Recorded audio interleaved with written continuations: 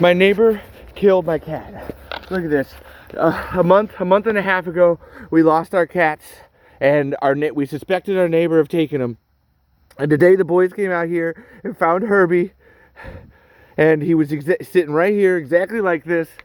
And the thing about this is that he is preserved. Like, we have had weeks of 50, 40 degree weather. If this had happened in the month that he left, he would be decomposed by now. He is fresh. He is completely fine. He died in the last day or two. And the reason I know that is that even if it was cold, Herbie comes down. We have a basement, and this basement is open all the time. I have even installed this little block right here, which allows cats to come in and out of this hole. And they do all the time. They come in and out of there. It's a little cat hole. And they come down here to the basement. In here, where I have a fire running. And they'll either be up here. I'm doing wood right now, so I've been cleaning. The boys found it. They'll either be up here on the water heater. And here's some food. Here's their food, where I bring them scraps and regular dry cat food. Here's where they'll sit.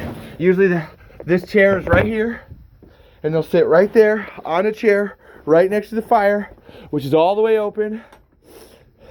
So if a cat was cold and it was trying to get in, they could easily come down here. This is where they all do. Sometimes they even stay up here. They'll stay up here right next to the heaters, or they'll be right on the chair, right in here in our house. So if you have a cat, if my cat was cold and it died of freezing, here, I'll even show you from the inside. You can get in and out. Little cat hole. They pop their heads through. This is where they all come in. I've had that block in there for years. They all hang out down here. All of the cats, even the cats that don't stay in the house.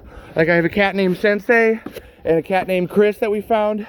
And even Skitty, when she doesn't want to be around, they'll stay in the basement. They'll go to the basement if it's cold.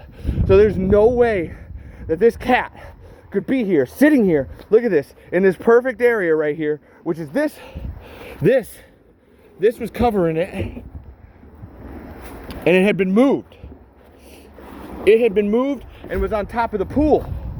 So if this cat was sitting here, how could it be this way? How could it be frozen perfectly? It's been, like I said, Herbie has been missing for a month and a half. He would be decomposed. Look at his eye sockets. He is barely a day and 2 days maybe of dead. That is 2 days. So how is that possible? We've only had all night freezing conditions for maybe a week. Even last week we had plenty of warm. And now I'm not going to show you, but my neighbor has done this. My neighbor has killed my cats. And I want to make that abundantly clear. My neighbor has killed my cats. This is December 17th. Is it December 17th? Yes. This is Saturday, December 17th.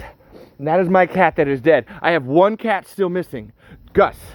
And like I said, if this neighbor has dropped it off here, I expect this neighbor to come back and do it again. They've actually been missing the last couple of days. They're building a new house and they haven't been in their new house. And now I know why I haven't seen them in their house the last couple of days, because they killed our cat. Again, frozen cat, not decomposed, with a block to take down to the fire with fully going fire. If Herbie had died, Herbie would have died down there. He would have died down there if he was hungry. He looks fairly not fat. So that means he wasn't starving. He would have gone down to the basement. There is no way in hell that he would have froze out here. It is not possible with this block here. Every single cat in my house, at my farm, comes right down to this basement in the wintertime. All of them. Again, December 17th, 2022, my neighbor has killed my cat, Herbie. I will love you forever.